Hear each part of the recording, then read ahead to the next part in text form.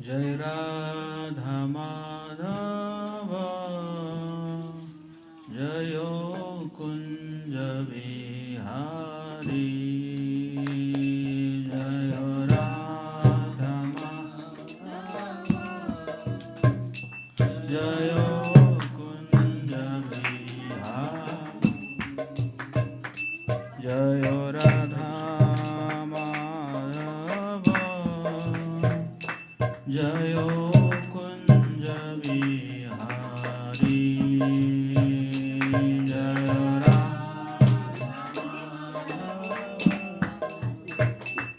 जय कुंज बिहारी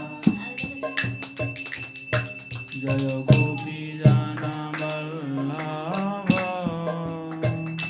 जय गिरिवरधारी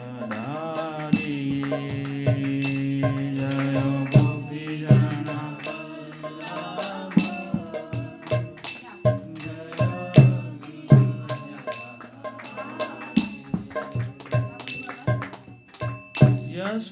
यशोदानंदन ब्रज जन रंजन यशोदानंदन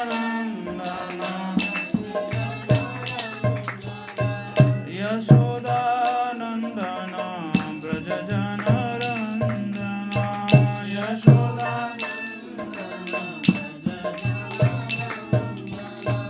यमुना तीरवनचारी यमुना तीरवनचारी यमुना तीरवनचारी यमुना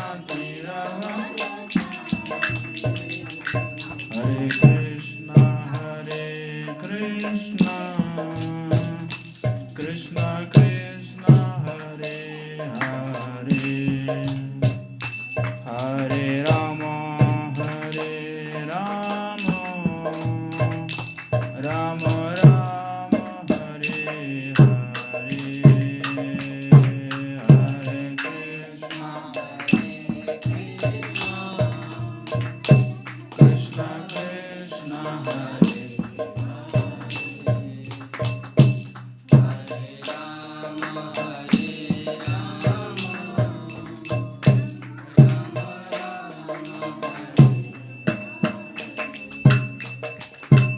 हरे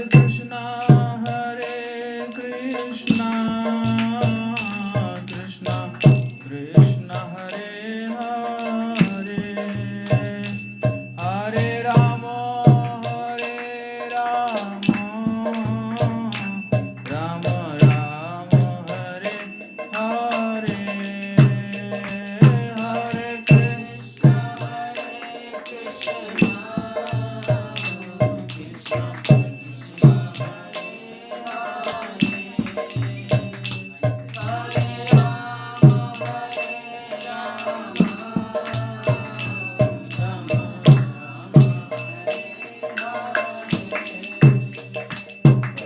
हरे कृष्णा हरे कृष्णा कृष्णा कृष्णा हरे हरे हरे राम राम राम हरे हरे हरे कृष्णा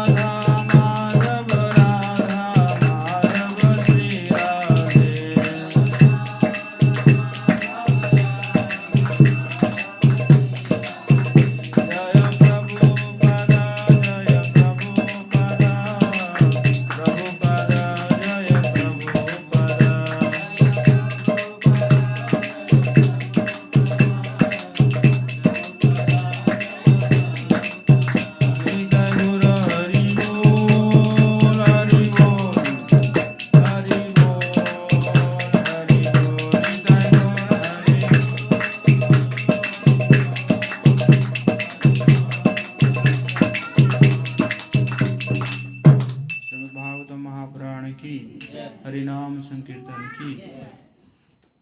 ओम अज्ञानतिमिरान्धस्य ज्ञानाञ्जनशलाकया चक्षुरुन्मिलितं येन तस्मै श्रीगुरवे नमः। श्रीचैतन्यमनोभीष्टं स्थापितं येन भूतले स्वयं रूप कदा मह्यं ददाति स्वपदान्तिकं। वन्देऽहं श्रीगुरो श्रीयुतपदकमलं श्रीगुरून् वैष्णवांश्च श्रीरूपं साग्रजातं सहगण रघुनाथान्वितं तं सजीवं साद्वैतं सावधूतं परिजनसहितं कृष्णचैतन्यदेवं श्रीराधाकृष्णपादान् सहगण ललिता श्रीविशाखान्वितांश्च। हे कृष्ण करुणा सिंधु दीनबंधु जगत्पते गोपेश गोपिकाकांत राधाकांत नमस्तुते। तप्त कांचन गौरांगी राधे वृंदावनेश्वरी वृषभानुसुते देवी प्रणमामि हरिप्रिये। वाञ्छाकल्पतरुभ्यश्च कृपा सिन्धुभ्येव च पतितानां पावनेभ्यो वैष्णवेभ्यो नमो नमः। जय श्री कृष्ण चैतन्य प्रभु नित्यानंद श्री अद्वैत गदाधर श्रीवासादि गौर भक्तवृंद। हरे कृष्णा कृष्णा कृष्णा हरे हरे हरे राम राम राम हरे। नमो विष्णुपदाय कृष्णपृष्ठाय भूतले श्रीमते भक्तिवेदांत स्वामिनिति नामिने। नमस्ते सरस्वती देवी गौरवाणी प्रचारिणी निर्विशेष शून्यवादी पाश्चात्य देशतारिणी। मूकं करोति वाचालं पंगुं लंघयति गिरिं यत्कृपातमहं वन्दे श्रीगुरुदीनतारिणे श्रीचैतन्येश्वरं परमानन्दमाधवम्।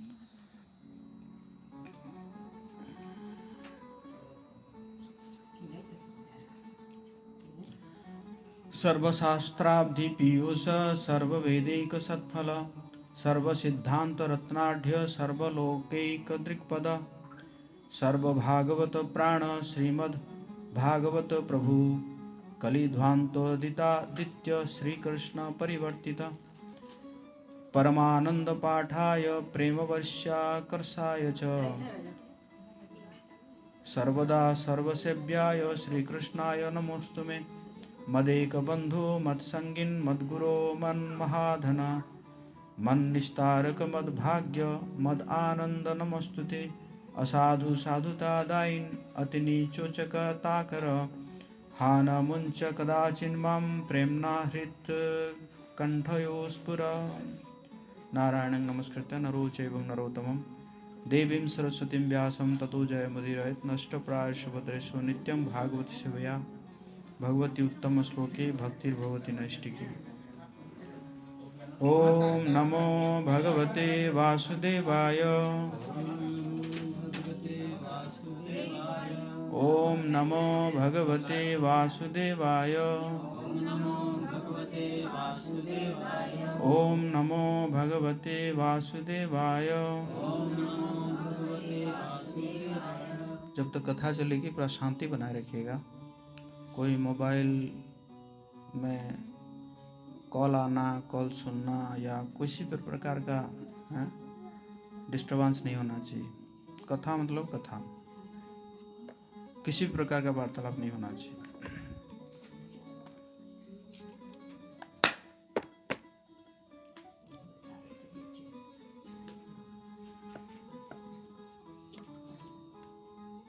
तो कल हम चर्चा किए थे कि कैसे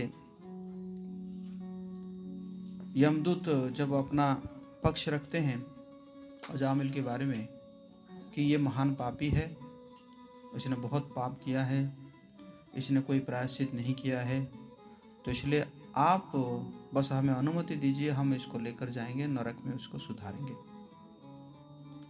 तो विष्णुदूत ध्यान से सुनते हैं यमदूतों के जो वार्तालाप को, और सुनने के बाद वो कहते हैं कि ये बड़ी दुख की बात है, आप धर्मराज के दरबार से आए हुए हैं और जहाँ पे धर्म का पालन नहीं हो रहा है। बहुत ही जो है एक निर्दोष व्यक्ति को आप लोग आए हैं दंड देने के लिए, जो कि ये बहुत धर्मात्मा है, इसने कई प्रकार के जो भी पाप किया था उसने पाप का प्रायश्चित कर चुका है।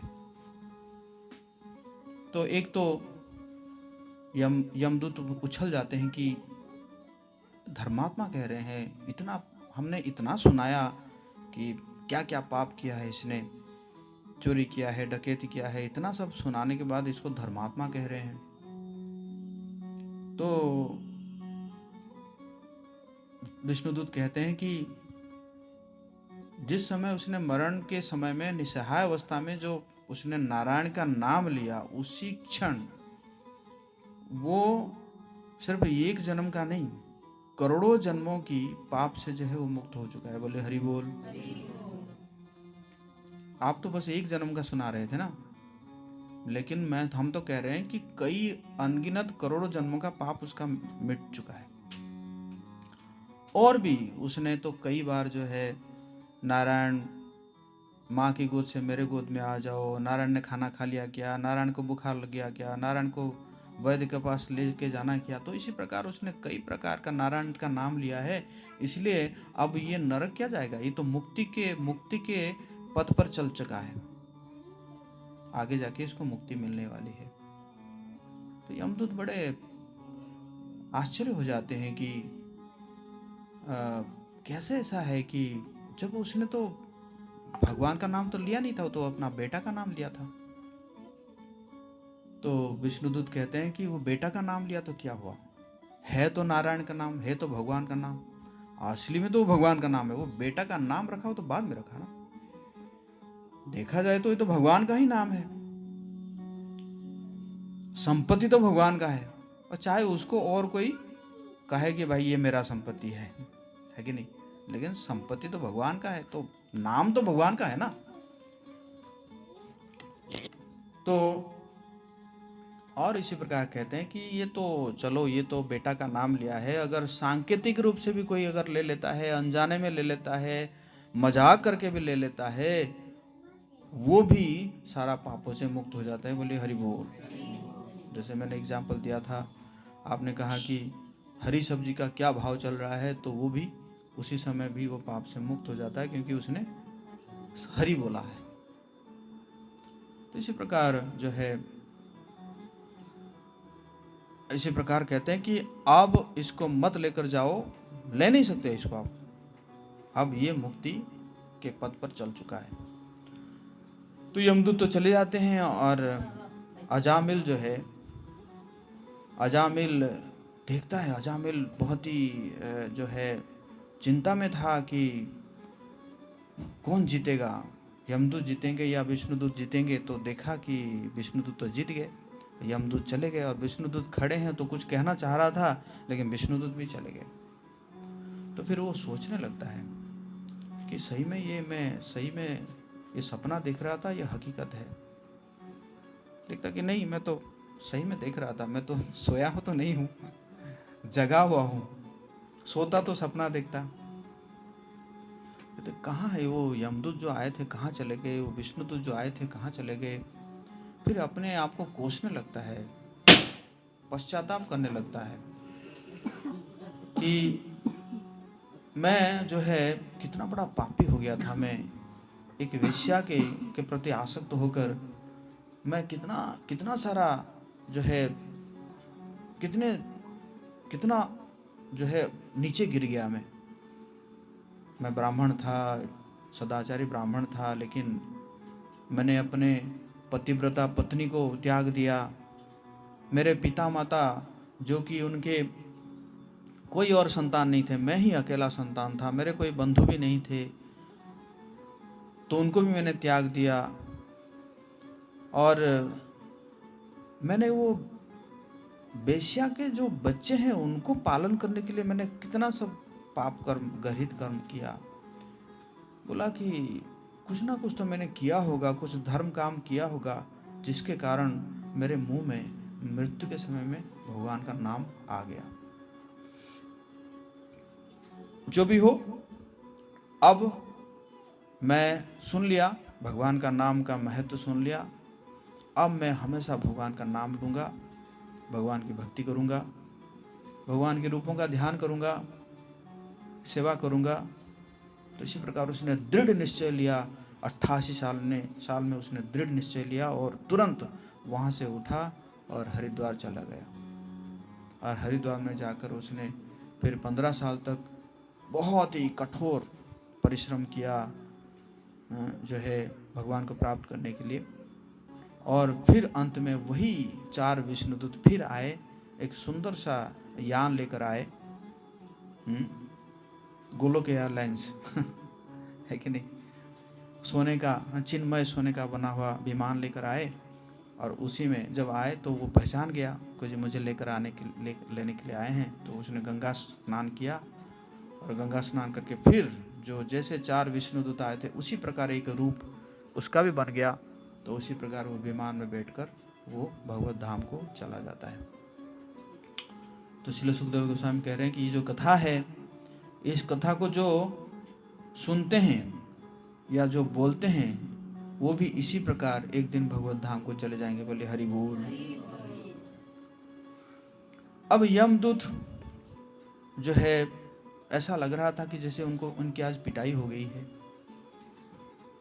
कहते ना कि जो है बोली गोली से ज्यादा मारता है। पिटाई तो नहीं हुआ था, लेकिन ऐसे वचन वो सुन के गए थे, है ना। कहते कि जैसे कहीं पे गोली लगा तो गोली लगेगा तो उसको तो मरम्मत कर सकते हो या जो है उसको करके आप सो गए, लेकिन अगर बोली लगता है हृदय में तो क्या होता है, दिन भर रात भर जो है वो चलता रहता है अंदर। तो बड़े बड़े एकदम परेशान है यमदूत। आज जाके पूछेंगे। इसी प्रकार वो तुरंत जा रहे हैं, यमराज जी के पास जा रहे हैं। तो यहीं से हम 3य अध्याय शुरू करते हैं। श्रीराजोवाच निशम्य देव सो भतोपवर्णितं प्रत्याह किं तान् अपि धर्मराजः एवं हिताज्ञो विहतान् मुरारे नैदिशकेर्यस्य वशे जनोयम्। तो राजा परीक्षित जो है पूछ रहे हैं, हे मेरे प्रभु सुखदेव गोस्वामी, यमराज सभी जीवों के धार्मिक और अधार्मिक कर्मों के अनुसार उनके नियंत्रक है। यमराज जी सभी नियंत्रक है, लेकिन आज उनका आदेश विफल हो गया। अजामिल को लेने के लिए जो आदेश दिए थे वो आदेश विफल हो गया। जब उनके सेवकों यमदूतों ने उन्हें विष्णुदूत द्वारा अपने पराजय के विषय में बताया, जिन्होंने उन्हें अजामिल को गिरफ्तार करने से रोक दिया था, तब उन्होंने क्या किया? परीक्षित महाराज जी के मन में प्रश्न है कि क्या हुआ, यमदूत जाके अब क्या कह रहे हैं, क्या चल रहा है। यमस्य देवस्य न दंडभंगः कुतश्च निरस श्रुतपूर्व आसीत् एतन्मुने वृश्चति लोक संशयम नहीं त्वद अन्य इति में विनिश्चितम। हे महान ऋषि, इससे पहले हमने कभी सुना ही नहीं था कि यमराज जी के जो आदेश है उस आदेश का कोई अवहेलना हुआ है। ऐसा तो हमने कभी सुना ही नहीं है कि उनका आदेश जो विफल हो गया है। और इसलिए हमारे मन में संदेह है। हम परीक्षित महाराज बैठे हुए हैं और कई सारे मुनि ऋषि सब बैठे हुए हैं, कथा सुन रहे हैं शुक्रताल में। तो कह रहे हैं कि हमारे मन में ये संशय है, क्या हुआ, मतलब इतने बड़े जो कंट्रोलर है, ये नियंत्रण करने वाले हैं यमराज, उनके आदेश विफल हो गया तो आगे क्या हुआ बताइए। और कह रहे हैं कि आपके अलावा और इसको जो है वर्णन करने की कोई किसी की क्षमता नहीं है, आप ही बता सकते हैं। तो देखा जाए तो जो है परीक्षित महाराज जो है वो जानते हैं, लेकिन वो हरिनाम का महिमा यमराज जी के मुख से सुनना चाहते हैं कि कैसे यमराज कैसे इसको जस्टिफाई करेंगे, जो ये घटना हुआ है सही हुआ है गलत हुआ है, या सही हुआ है तो क्यों सही हुआ है। सही हुआ है इसका मतलब हरिनाम का महिमा है, तो हरिनाम का महिमा जरूर यमराज जी बताएंगे। तो परीक्षित महाराज इसको सुनना चाहते थे और इसी कारण वो जो है इस प्रकार प्रश्न पूछते हैं कि जिसके नियंत्रण में सारा विश्व है, उनके आदेश का अवहेलना होने पर उन्होंने क्या किया। और देखा जाए जो है इस संसार में सभी यमराज जी के वश में है। और इस संसार में भी कहा जाता है कि नेक्स्ट टू गॉड इज जज। जज को जो है भगवान के बाद दिया जाता है। तो देखा जाए तो इस ब्रह्मांड में सुप्रीम जज तो यमराज है। यहाँ के जो जज है उनको भी एक दिन बांध के लिया जाएगा यमराज जी के पास लेकिन वहाँ पे फिर वो हिसाब देखेंगे कि क्या तूने न्याय दिया है? अगर सही सही न्याय नहीं दिए होंगे तो बहुत पिटाई होगी यहाँ के जो संसार के जो जज है।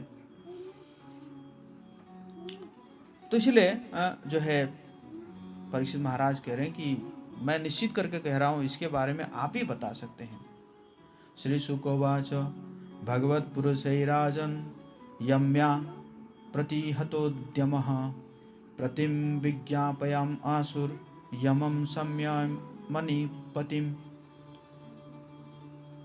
तो सुखदेव गोस्वामी कह रहे हैं कि जब यमराज के आदेश वाहक विष्णु के आदेश वाहकों द्वारा पराजित और विफल कर दिए, तब वे अपने स्वामी के पास गए जो संयमनी पुरी के नियंत्रक और पापियों के स्वामी हैं, उन्हें इस घटना की सूचना देने के लिए। यमदूत आज इतने डिस्टर्ब हो गए हैं कि वो जाके प्रणाम नहीं कर रहे हैं। मतलब हमेशा आते थे, कम से कम यमराज जी को प्रणाम करते थे आज, लेकिन उनके मन में नहीं है। मतलब वो भूल गए कि मतलब जो एटिकेट भूल गए कि जाके प्रणाम करना है। वो तो पहले एकदम आगे बारे जाके पूछेंगे किस व्यक्ति के पास हम नौकरी कर रहे हैं, आज तो हम मर जाते, अगर हम मर जाते तो, अगर हम जबरदस्ती करते तो हम तो मार डालते, विष्णु तो हमें मार डालते, अगर मार डालते तो हमारे बच्चों का क्या होता, परिवार का क्या होता, क्योंकि उनके भी बच्चे वगैरह है नरक में रहते हैं, क्या होता बेचारे, मतलब हमारे, है ना। तो इसी प्रकार जो है और क्या होता, तो इसीलिए जाके तुरंत जो है पूछ रहे हैं, मतलब कोई प्रणाम प्रणाम नहीं, तुरंत जाके पूछ रहे हैं। यमदत्ता उचुः कति सन्तिह शास्तारो जीवो लोकस्य वै प्रभु त्रैविध्यम कुर्वतः कर्म फलाभिव्यक्ति हेतवः। तो प्रश्न पूछ रहे हैं, हे हमारे प्रिय स्वामी, ये संसार में कितने नियंत्रक है और कितने शासक है, और ये जो भौतिक प्रकृति के 3 गुण है, सतोगुण, रजोगुण और तमोगुण, के अधीन किए गए कर्मों के विभिन्न परिणामों को प्रकट करने के लिए कितने कारण उत्तरदायी है। कहने का मतलब है कि कितने लोग दंड दे सकते हैं, आप बताइए जरा, कितने ईश्वर है संसार में, और तो इसको निर्णय कौन करेगा। तो हो सकता है कि यमराज कहेंगे बहुत सारे ईश्वर है, तुम्हें क्या प्रॉब्लम है, क्या दिक्कत है, तुम्हें क्या प्रॉब्लम है, बताओ ना, समस्या क्या है तुम्हें। तो फिर कह रहे हैं कि यदि शुर्बहवो लोके शास्तारो दंडधरिणः कस्य शातम न वा कस्य मृत्युश्चामृतम एव वा। अगर बहुत सारे अगर शासक हो जाएंगे, बहुत सारे अगर न्यायाधीश हो जाएंगे, तो फिर ऐसा होगा कि इसको मैं दंड दूंगा और वो जो है उसको निष्फल कर देगा, या वो जो है इसको दंड दिया, मैंने इसको निष्फल कर दिया, तो इस प्रकार होगा ना। और तो इसी प्रकार कभी ऐसा होगा किसी को जो है दंड नहीं भी मिलेगा, और किसी को अगर पुरस्कार भी दिया जा रहा है उसको भी कोई आगे विफल कर देगा।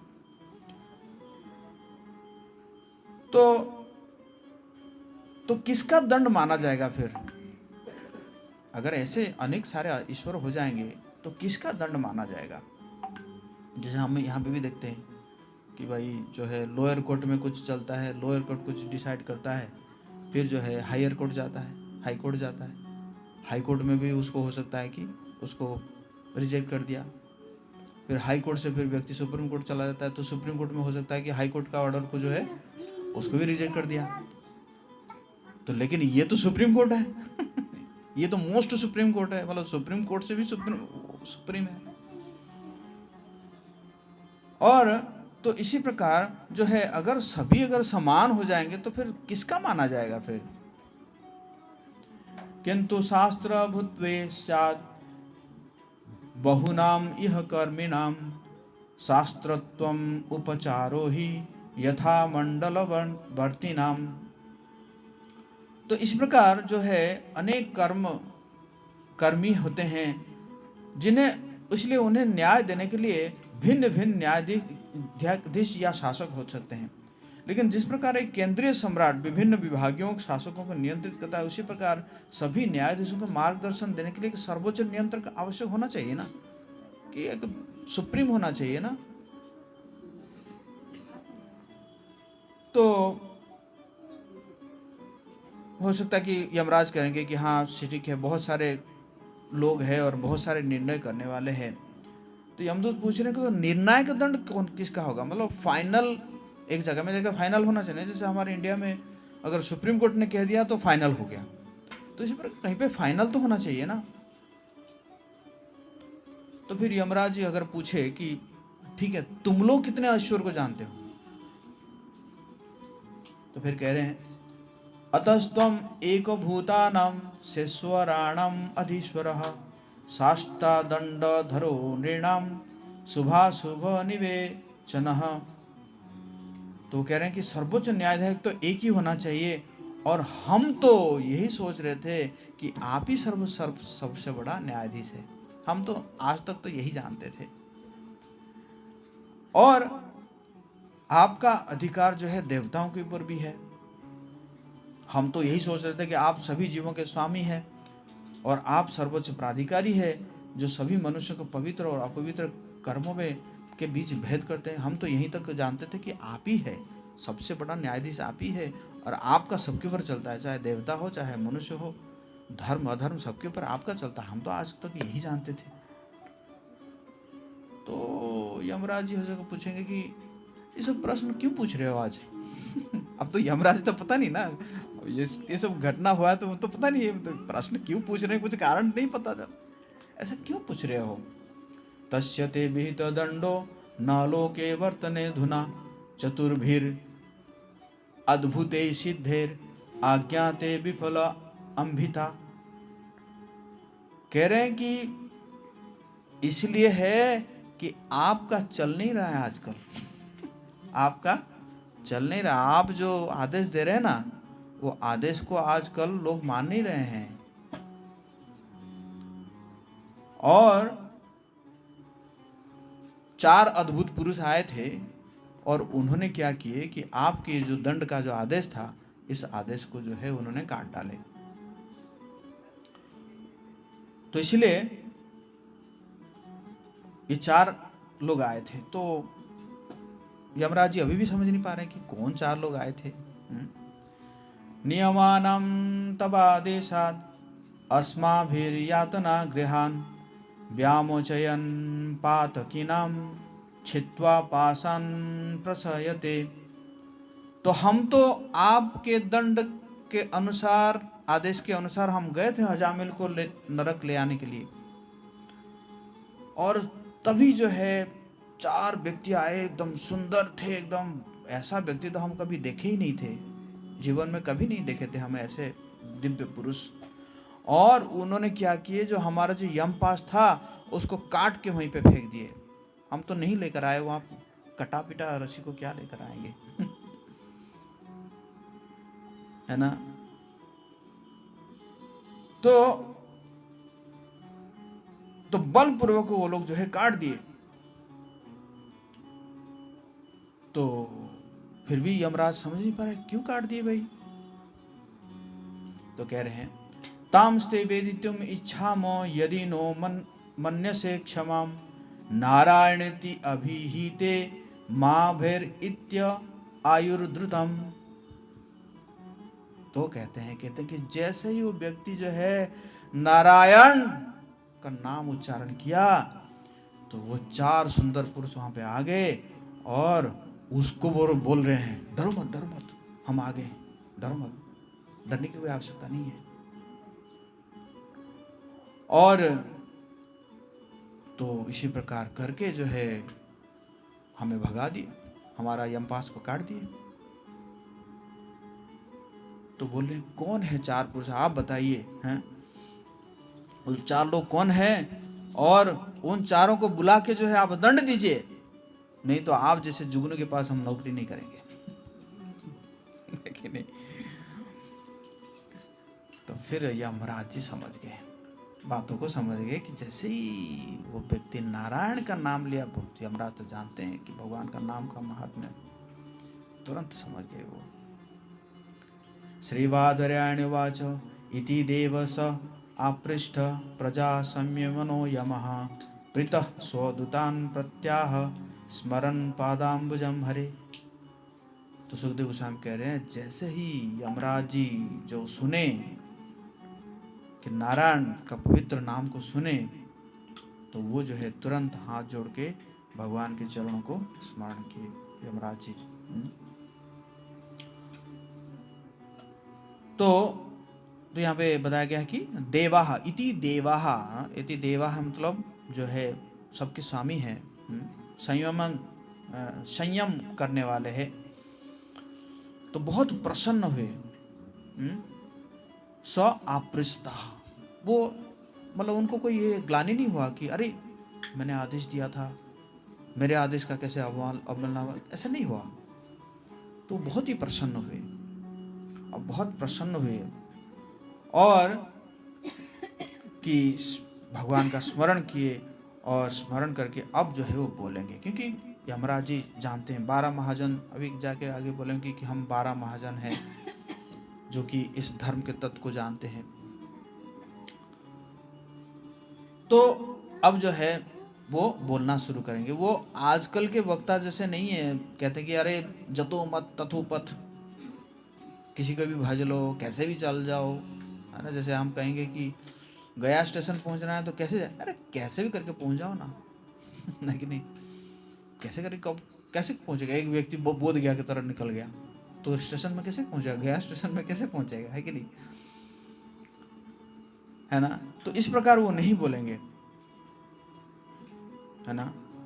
तो आज देखेंगे हम संसार में सनातन धर्म के बारे में सही ज्ञान नहीं होने से लोग जो है क्या करते हैं, लोगों को भटकाते रहते हैं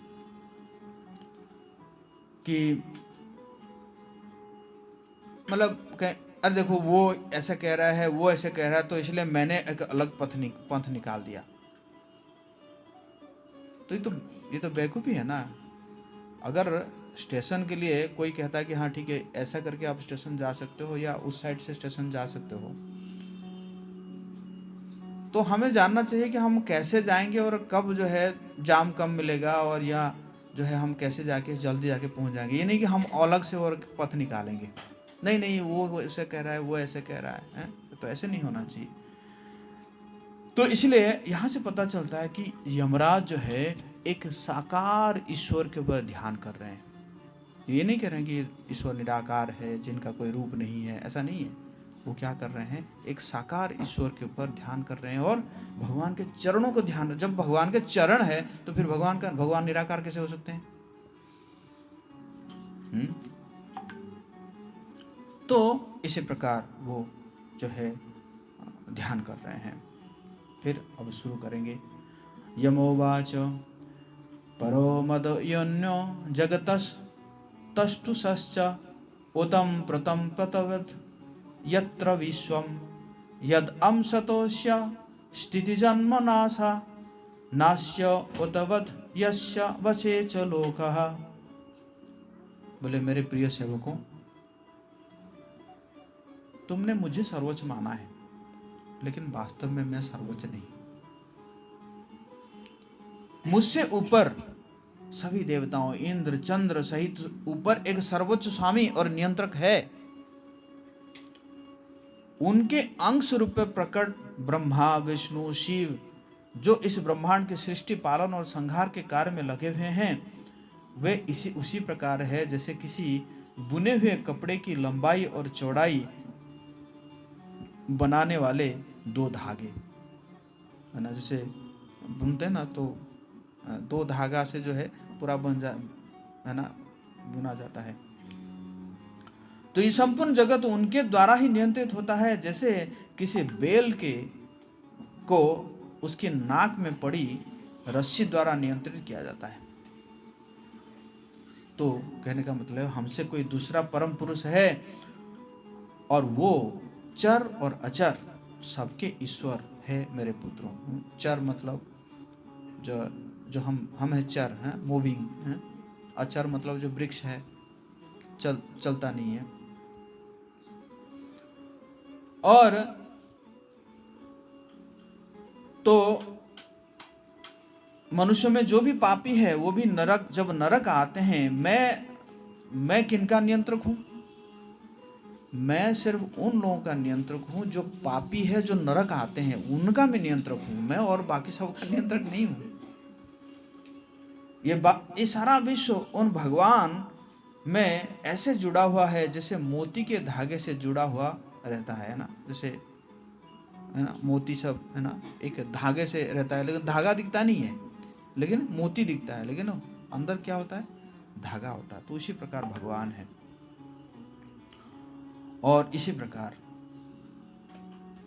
फिर कह रहे हैं, यो नाम अभिर्वाची जनम निजायाम बध्नाति तंत्र्याम इव दाम अभिर्गा यस्मै बलिम त इमे नाम कर्म निबंध बद्धास चकिता वहंती। जिस प्रकार बैलगाड़ी का चालक अपने बैलों को की नाक में रस्सी बांधकर उन्हें नियंत्रित करता है, उसी प्रकार भगवान की सर्वोच्च सत्ता सभी मनुष्यों को वेदों के वचनों की रस्सियों से बांधती है, जो मानव समाज के विभिन्न वर्गों ब्राह्मण क्षत्रिय वैश्य शूद्र के नाम और उनके कर्तव्यों को निर्धारित करती है। भगवान कहते हैं कि चातुर्वर्ण्य माया सृष्टम गुण कर्म विभाग से, जो 4 वर्ण है ब्राह्मण क्षत्रिय वैश्य शूद्र, मैं इसको विभाग किया हूँ। कैसे विभाग किया हूँ? गुण कर्म विभाग से, गुण और कर्म के अनुसार मैंने ये विभागीकरण किया है, जन्म के आधार पर नहीं। जन्म के आधार पर भगवान नहीं कह रहे हैं, गुण और कर्म के आधार पर। भयवश इन सभी वर्गों के लोगों अपने कार्य के अनुसार अर्पण प्रस्तुत करके सर्वोच्च भगवान की उपासना करते हैं। तो भगवान जो है अपने वेद वाणी से नाम रूप कर्म आदि बताकर इस जगत को अपने बस में रखते हैं। और ये जो है बहुत बड़े बड़े लोगों के लिए कहा जा रहा है, जैसे कह रहे हैं सूर्य ब्रह्मा देवताएं, है ना। तो जब इतने बड़े बड़े लोग हैं भगवान के बस में, तो हमारे जैसे छोटे लोगों का तो कहना ही क्या है है ना। तो इसी प्रकार जो है तो सूर्य देव भी जो है वो क्या है, भगवान के अधीन है। कोई हो सकता है, क्योंकि कह सकता है कि हम जो है किसी को नहीं मानते हैं, है ना, हम किसी के अधीन नहीं हैं, कह सकता है, लेकिन जो है वो कंट्रोल में है। कहने के लिए तो सब लोग कह सकते हैं ना। जिसमें अगर आप देखे होंगे ना कि जो गांव में जो है ना, वो धान में कई बेल बंधा जाते हैं और उसको जो है क्या बोलते हैं, उसको ऐसे घूमते रहते हैं, जो भी है ना, उसमें है ना, तो ऐसे रहता है कि है ना, जो है जो बंधा हुआ रहता है, एक के बाद एक के बाद ऐसे करके बंधा हुआ रहते हैं। उसी प्रकार सभी जो है भगवान के अधीन हैं। और तो यमराज कहते हैं कि सभी उनके अधीन हैं, उनके ऐसे लीलाएं हैं हम लोग भी नहीं जानते हैं। अपना नाम वो कह रहे हैं, क्यों? क्योंकि यमदूत ज़्यादा समझेंगे, मतलब यमराज जी जो है अपना नाम ले रहे हैं कि देखो हम लोग भी नहीं समझते हैं भगवान के जो है लीलाओं को। तो फिर कह रहे हैं कि मैं यमराज, स्वर्ग के राजा इंद्र, निऋति, वरुण, चंद्र, चंद्रदेव, अग्नि, भगवान शिव, पवन, भगवान ब्रह्मा, सूर्य, सूर्यदेव, है ना, और 8 वसु, साध्यगण, मरुदगण, रुद्रगण, सिद्धगण, मरीचि, अन्य महर्षि जो ब्रह्मांड के विभागीय कार्यों का पालन कर रहे हैं, बृहस्पति के नेतृत्व में श्रेष्ठ देवता, भृगु के नेतृत्व में महान ऋषिगण। बातें नहीं होनी चाहिए, चुपचाप सुनो ना। तथापि यद्यपि हम सब सत्वगुण में स्थित है, फिर भी हम भगवान की सर्वोच्च सत्ता की लीलाओं को समझ नहीं सकते। फिर भी अन्य लोगों के बारे में क्या कहा जाए जो मोह के वश में केवल तर्क वितर्क द्वारा भगवान को जानने की प्रयास करते हैं। कहते हैं कि हम तो सत्व रजो तमोगुण जो है उसमें प्रधान रूप से हम सत्वगुण में है, हम सब देवताएं, और हम भी समझ नहीं पाते भगवान की लीलाओं को, और बाकियों के बारे में क्या कहा जाए जो कि मोह में रहते हैं, छोटे छोटे चीज़ों के लिए जो है लड़ाई करते रहते हैं, उनको क्या समझ में आएगा। और तो इसी प्रकार जो है क्यों हम नहीं समझ पाते हैं कि कहीं ना कहीं हमें माया जो है हमें स्पर्श किया है। यमराज कह रहे हैं कि माया कहीं ना कहीं हमें स्पर्श किया है, तभी जो है हम पूरी रूप से नहीं जान पाते हैं भगवान को। और भगवान जो है ये प्राकृत इंद्रियों, मन और बुद्धि से भी वो परे है। यम्बाइनौ गोभिर मनसा सुभिर्वा हृदा गिरावा सुभृतो विचक्षते आत्मानम अंतर्हृदि संतम आत्मानम चक्षुर यथैवा कृतस्यस्ततः परम। कह रहे हैं कि जिस प्रकार जो है शरीर के विभिन्न अंग आंखों को नहीं देख सकते, उसी प्रकार जीवात्माएं उस परम भगवान को नहीं देख सकती। वो कह रहे हैं कि देखो आंख जो है, देखो आंख जो है इस हाथ को दिख रहा है, लेकिन हाथ आंख को नहीं देख सकता, है ना।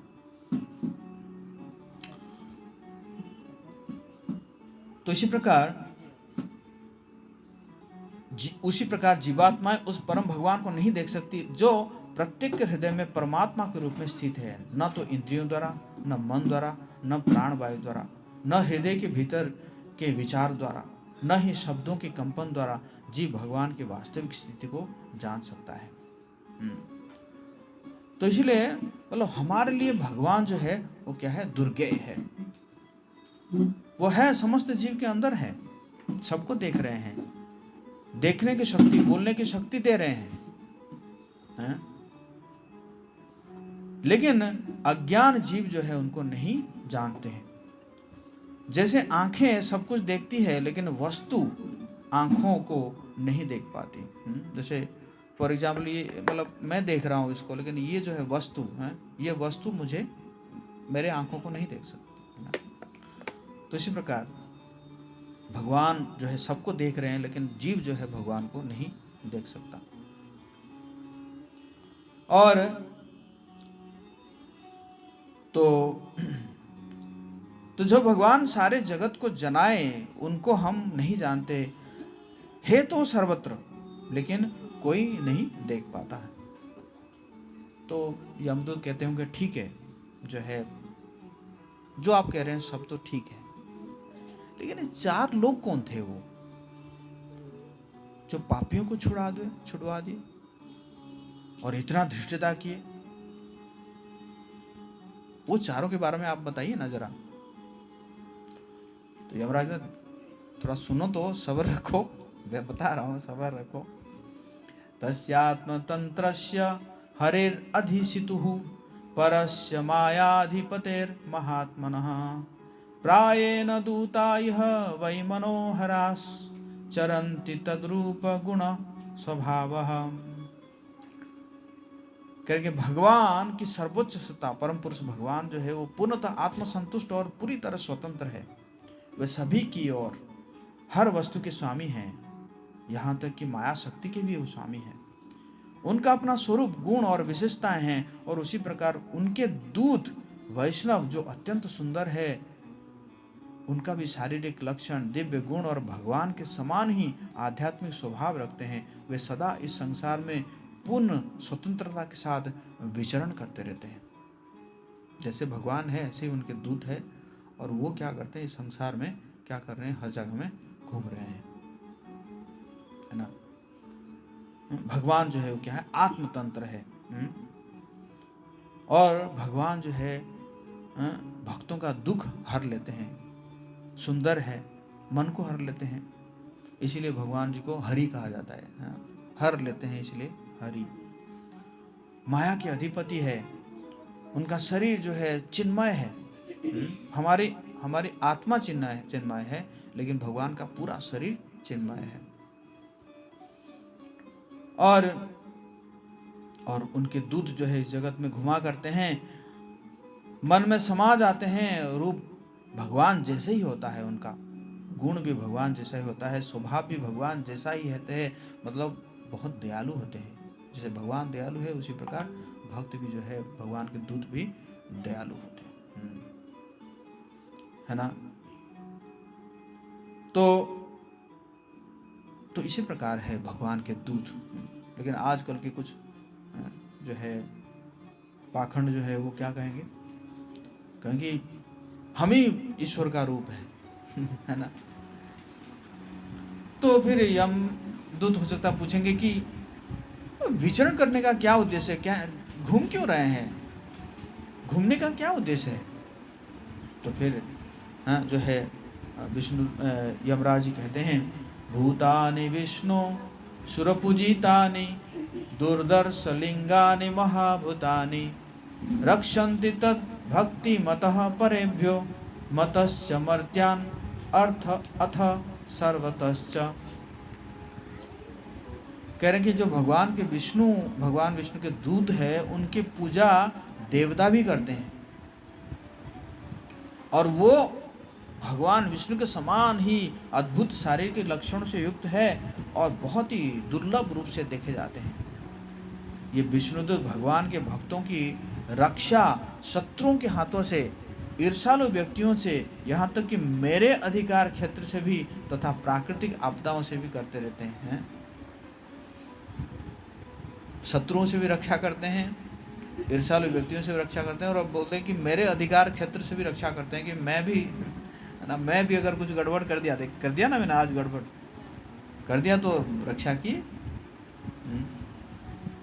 तो विष्णु के पार्षद जो है वो ऐसे महान होते हैं, देवताओं के द्वारा भी आदरणीय होते हैं। ब्रह्मा, शिव, मैं, है ना, हम सब जो है उनको आदर करते हैं। रहने दीजिए, सफिशिएंट है, सफिशिएंट।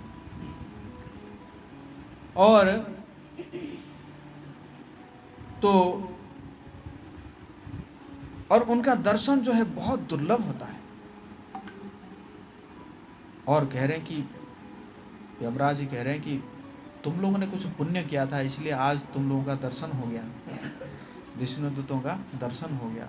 जरूर तुम लोगों ने कुछ पुण्य किए होंगे। क्यों घूमते हैं?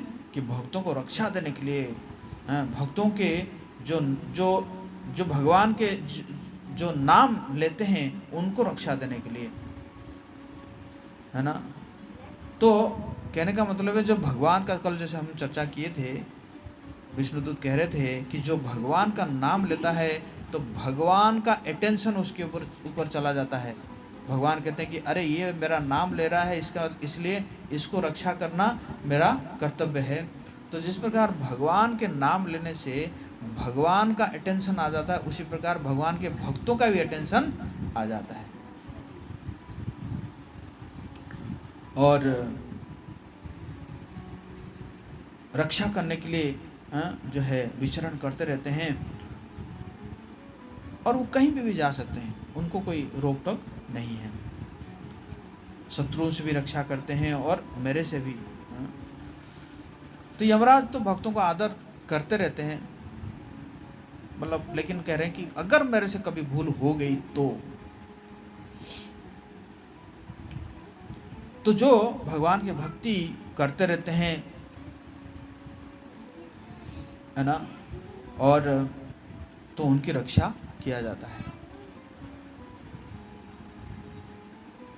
ऐसा नहीं कि हम भगवान की भक्ति नहीं करेंगे और हमारा जो है कई सारे हो सकता है कि फॉलोअर हो जाए, 10-20 हज़ार जो है फॉलोअर हो जाए, है ना, लेकिन हमारी रक्षा नहीं होगी। भगवान की जो भक्ति करेंगे उन्हीं की रक्षा होगी। अब भौतिक संसार में कितना भी आप जो है अपना बना लो, अपना चेला बना लो, बिना भक्ति किए, तो कोई चेला जो है आपको रक्षा नहीं कर सकता। तो यमदूत ने कहा ठीक है, लेकिन वो अधर्म का पक्ष क्यों लिए? अजामिल पापी था और उसको जो है उसके पक्ष लिए करे कि यह धर्मात्मा है, ऐसे अधर्म काम क्यों किए? तो फिर यमराज जी कह रहे हैं, धर्मम तो साक्षात भगवत प्रणीतम न वै विदुरस्यो नापि देवाः न सिद्ध मुख्या असुरा मनुष्या कूतनु विद्याधर चरणादयः। कह रहे हैं कि ये जो वास्तविक धर्म का जो सिद्धांत है वो सर्वोच्च सत्ता द्वारा की जाती है। यद्यपि महान ऋषि सत्वगुण में पूर्णतः स्थित है और उच्चतम लोक में निवास करते हैं, फिर भी वे वास्तविक धर्म के सिद्धांतों को नहीं जान सकते। देवता या सिद्धलोक की नेता भी नहीं तो फिर असुरों, साधारण मनुष्य, विद्याधरों, चारणों को तो बात ही क्या है। धर्म की सिद्धांत जो है वो साक्षात भगवत प्रणीतम, वो साक्षात भगवान ही जानते हैं उस धर्म का सिद्धांत क्या है। तो अरे मूर्खों, मतलब कहने का मतलब मूर्खों, तुम नहीं जानते हो धर्म क्या है। धर्म का जो नियम है वो साक्षात भगवान ने अपने मुख से कहा है। भगवान अपने मुख से ही जो है, श्रीमुख से ही उनको प्राप्त करने के लिए जो कहा है वही है, उसको भागवत धर्म कहते हैं। ना कोई ऋषि जानता है, ना कोई देवता, असुर, सिद्धि है। और मनुष्य कैसे जानेगा?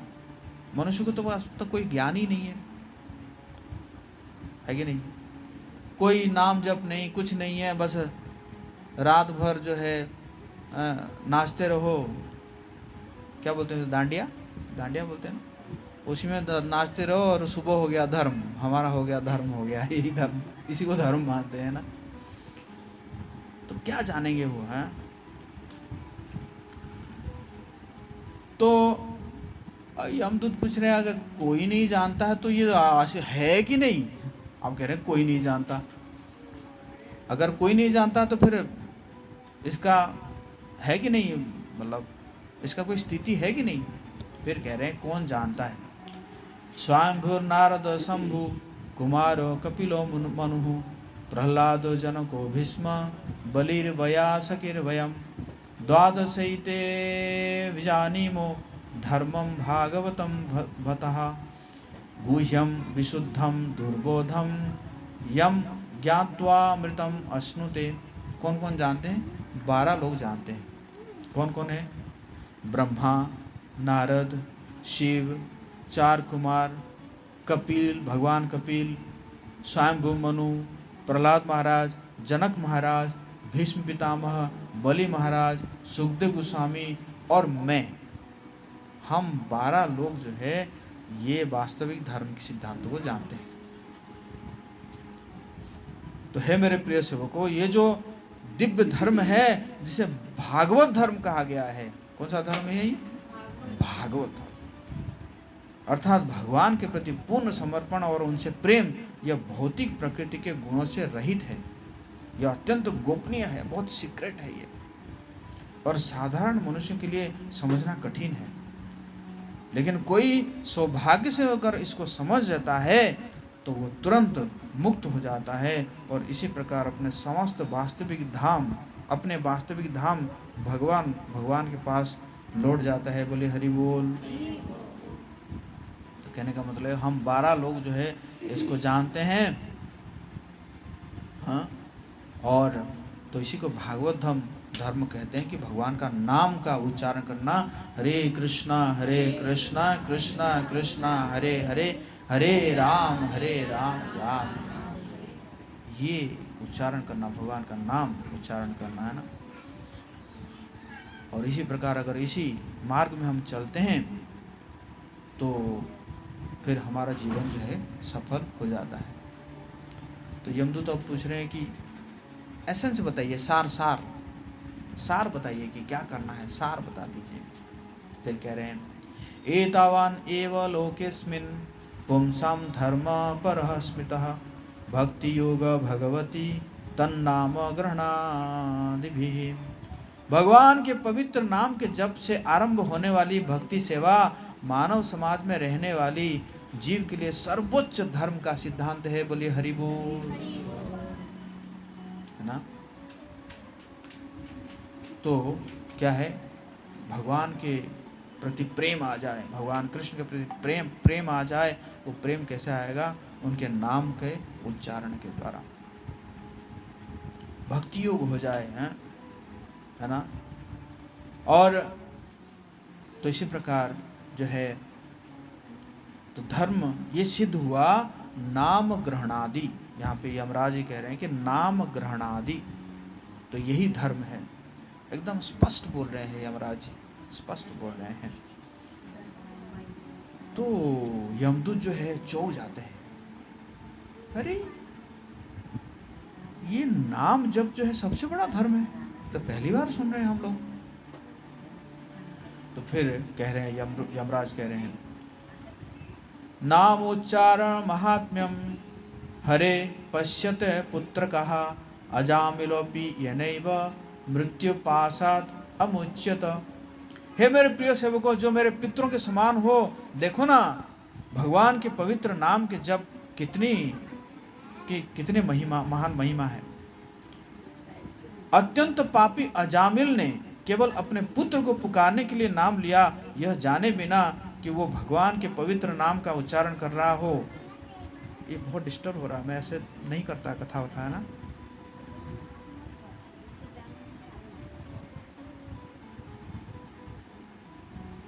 ये कि यज्ञ चल रहा है ना, ये कोई मजाक नहीं चल रहा है यहाँ पे।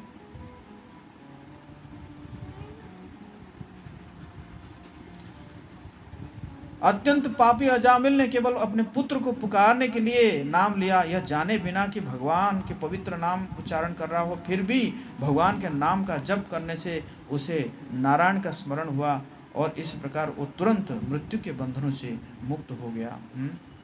तो बोले कि और क्या बड़ा प्रमाण तुम्हें दिया जाएगा? जो कि अपने बेटे का नाम उच्चारण कर रहा था, तुम लोग देख कर तो आए हो। तो कहते हैं देखो कितना जो है नाम उच्चारण का क्या महात्म्य है, हैं? और तो ये धर्म है और आप लोग देख के आए हो, प्रत्यक्ष प्रमाण हो गया आप लोगों का। तो एतावतालम अघ निर्हारनय पुंसां संकीर्तनम भगवत गुण कर्म नामनाम विकृष्य पुत्रम अघवान यद अजामिलोपि नारायणेति म्रियमाण इयाय मुक्तिम। तो ये समझ लेना चाहिए कि भगवान के पवित्र नाम जप करने तथा उनके गुणों और लीलाओं का कीर्तन करने से मनुष्य आसानी से सभी पापों के फल से मुक्त हो जाता है, और पापों से मुक्ति के लिए यही एकमात्र अनुशंसित उपाय है।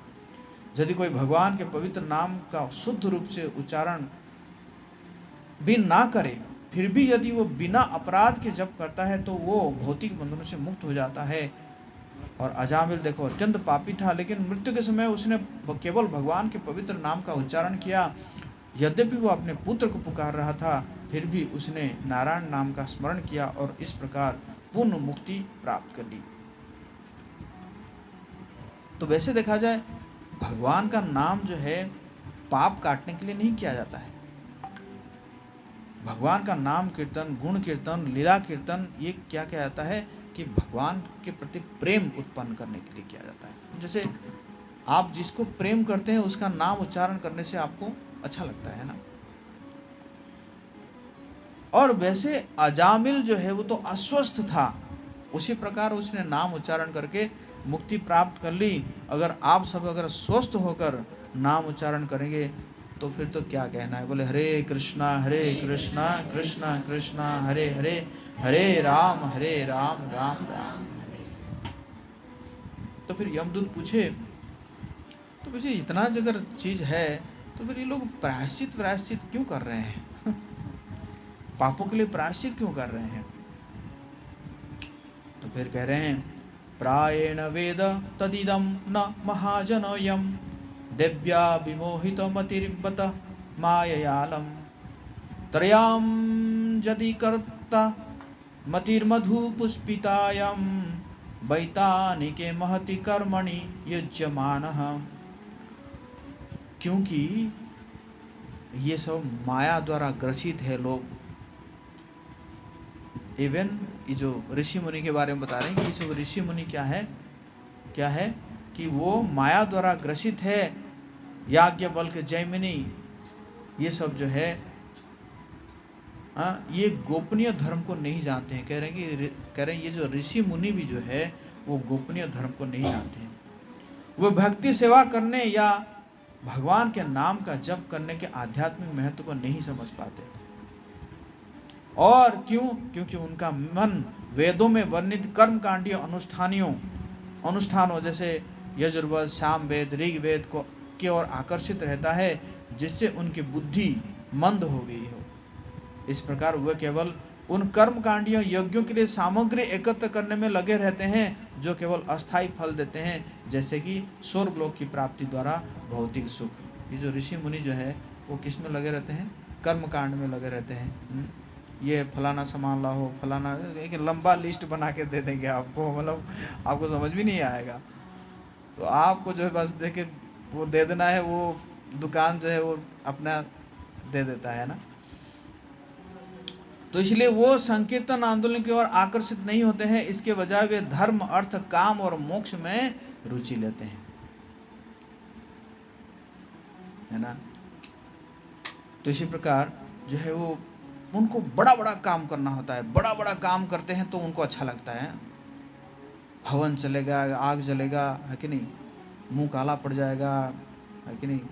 तो ये प्रकार के कर्म में उनका रुचि होता है। लेकिन भगवान के नाम जप को वो क्या मानते हैं? वो तो हल्का मानते हैं। अरे ये बहुत इतना आसान चीज़ है ना। जैसे छोटा बच्चा है ना, उसको आप क्या करो कि एक हाथ में 500 रुपये का नोट दो और दूसरे में जो है 10 रुपये 50 पीस दे दो, या 10 रुपये जो है 5 पीस दे दो।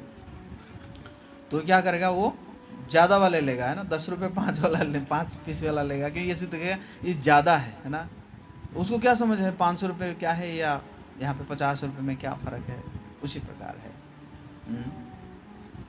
है ना।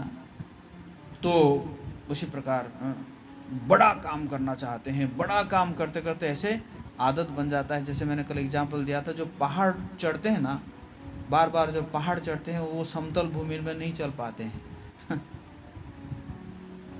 तो इसी प्रकार है, तो वो नहीं कर पाते हैं। लेकिन अगर देखा जाए भगवान का नाम अगर एक साइड में रखा जाए, दूसरी साइड में कर्म कांड, तपस्या, ब्रह्मचर्य सब कुछ रखा जाए, तो भी भगवान का नाम क्या होगा, भारी पड़ेगा। एवं विमृश्य सुधियो भगवती अनंते सर्वात्मना विदधते खलु भावयोगम ते मे न दंडम अर्हन्ति अथ यदि अमीशम स्यात् पातकम तदपि हन्ति उरुगायवादः।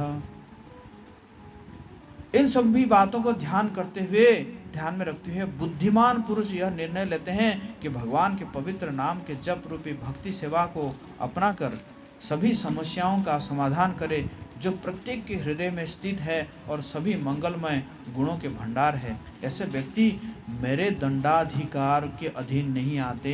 कह रहे हैं कि ये जो भगवान का नाम लेते हैं वो मेरे अधिकार में नहीं, वो कंफर्म कर रहा है, सत्य सत्य सत्य बोल रहा है वो है ना, कि ये मेरे अधिकार में नहीं आते हैं ना। सामान्य तो वे पाप कर्म नहीं करते हैं, लेकिन यदि कभी भूलवश, मोहवश या भ्रमवश उनसे कोई पाप हो भी जाए तो भी वे उसके फल से सुरक्षित रहते हैं, क्योंकि वे भगवान का नाम जप करते हैं। अगर जब भगवान का नाम जप कर रहा है, अगर उससे पाप हो भी जाता है तो भी कोई दिक्कत नहीं, वो जपते जपते जपते जपते वो शुद्ध हो जाता है। लेकिन वो मेरे अधिकार में नहीं आते हैं, मेरे पुत्रों। और जो है इस प्रकार जो है उदार व्यक्ति जो है वो क्या करते हैं, सब कुछ से मन हटाकर भगवान के नाम उच्चारण में लग जाते हैं। और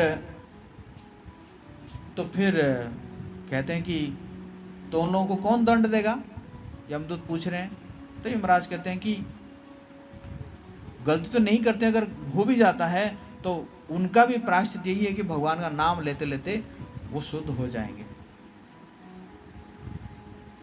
ते देव सिद्ध परिगीता पवित्र गाथा ये साधव समदृशो भगवत प्रपन्नः तान नोपसिदता हरे गदायाभिगुप्तान नैश्याम वयम न च वयः प्रभावाम दंडे। हे मेरे प्रिय सेवकों, कृपया ऐसे भक्तों के पास मत जाना। आगे से मैं तुम्हें सतर्क कर रहा हूँ, ऐसे भक्तों के पास मत जाना। किनके पास? क्योंकि वे भगवान की सर्वोच्च सत्ता के कमल चरणों में पूर्णतः समर्पित हो चुके हैं। वे सबके प्रति समदर्शी होते हैं और उनके चरित्र और कथाओं का गान देवता तथा सिद्ध लोक के निवासी भी करते हैं। भक्तों का गुणगान जो है कौन करते हैं? इवन देवता और सिद्ध लोक के निवासी भी करते हैं। तो उनके निकट में मत जाना।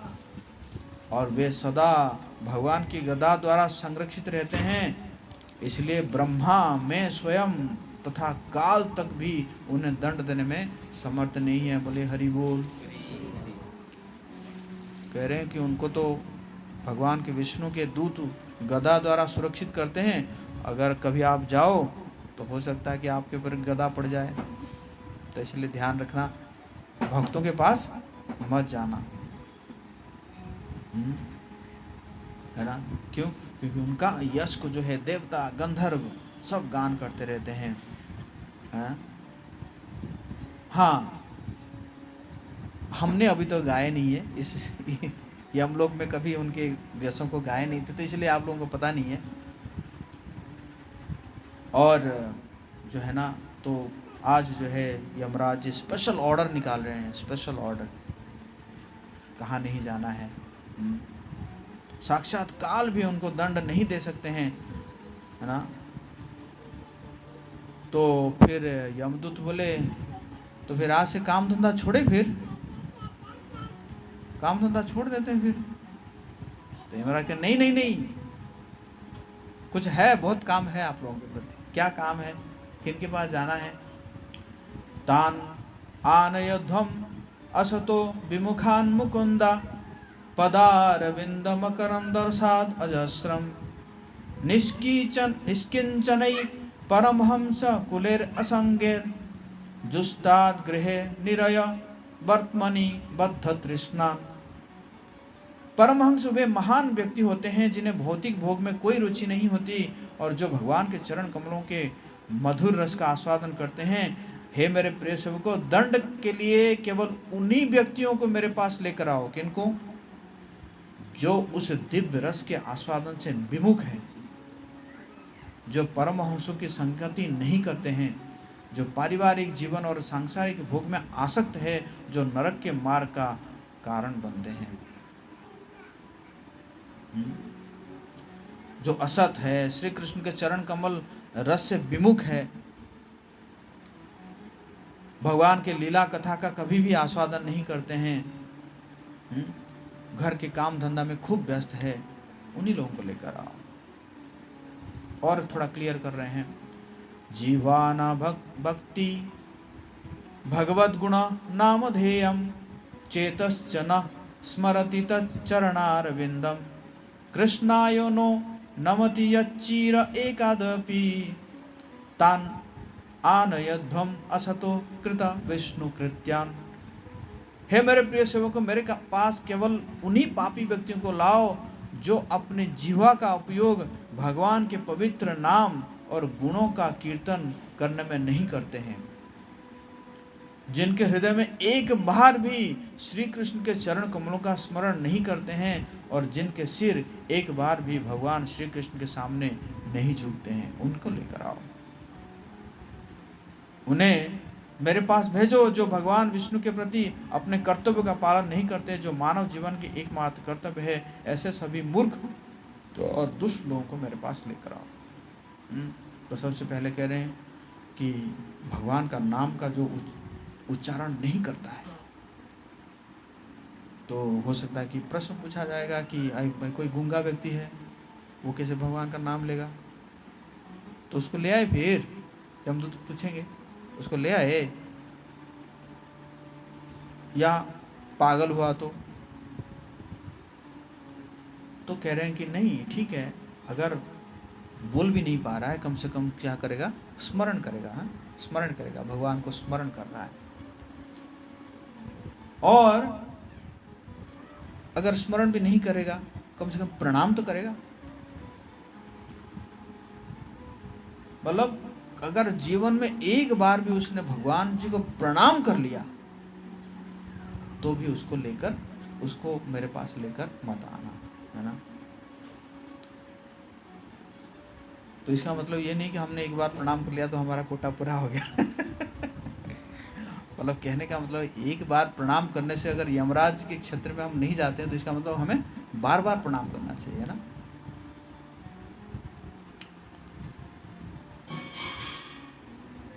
तत्क्षमतां स भगवान पुरुष पुराणो नारायण स्व पुरुषैर्यद असत् कृतं नः स्वानम अहो न विदुषां रचितांजलिनां शांतिर्गरीयसी नमः पुरुषाय भूमने। फिर अब भगवान जी से यमराज जी क्या कर रहे हैं? क्षमा मांग रहे हैं। गलती हो गई मेरे से, सबके सामने क्या कर रहे हैं? क्षमा मांग रहे हैं। हे मेरे प्रभु, मेरे सेवकों ने निश्चय ही अजामिल जैसे वैष्णवों को पकड़कर एक महान अपराध किया है। हे नारायण, हे परम आदि पुरुष, कृपया हमें क्षमा करें। हमारी अज्ञानता के कारण हम अजामिल को आपके सेवक के रूप में पहचान नहीं सके, और इस प्रकार हमने निश्चय ही बड़ा अपराध कर दिया है। अतः हम हाथ जोड़कर आपसे क्षमा की प्रार्थना करते हैं। हे प्रभु, क्योंकि आप अत्यंत दयालु है, सदैव सभी दिव्य गुणों से परिपूर्ण है, कृपया हमें क्षमा करें। हम आपको सादर प्रणाम अर्पित करते हैं। तो देखा जाए तो यमराज जी कितने महान हैं। हो सकता है कि यमदूतों को बोलते कि ठीक है तुम जाओ, और अकेले क्षमा मांग सकते थे। नहीं, सबके सामने क्या कर रहे हैं? यमराज जी क्षमा मांग रहे हैं।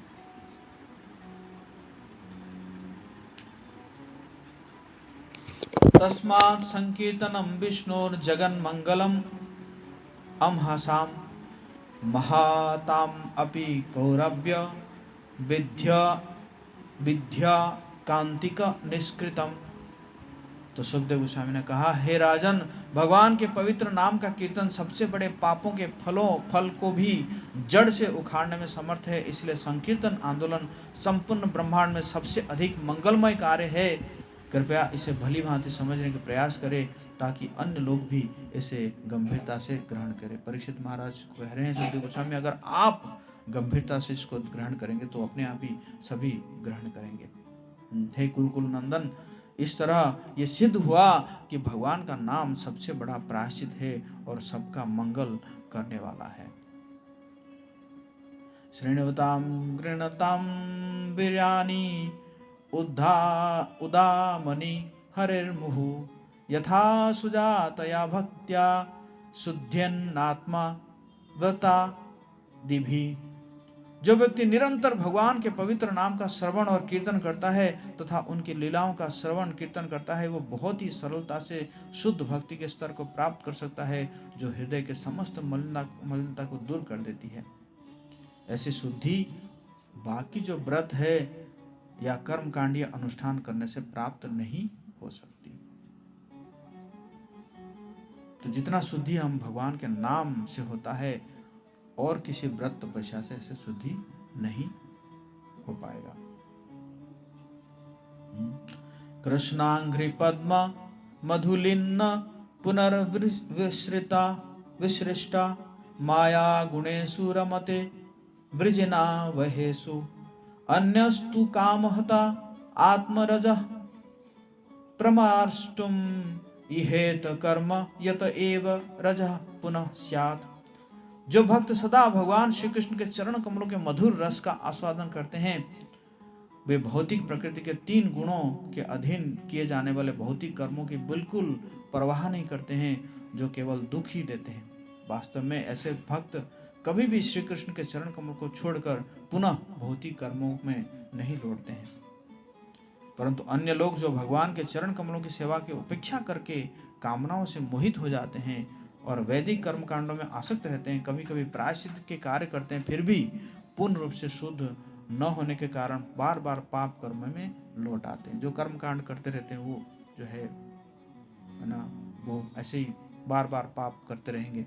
लेकिन जो भगवान के चरण कमलों को जो भक्ति करता है, आस्वादन करता है, उसका रस को आस्वादन करता है, तो धीरे धीरे वो शुद्ध हो जाता है।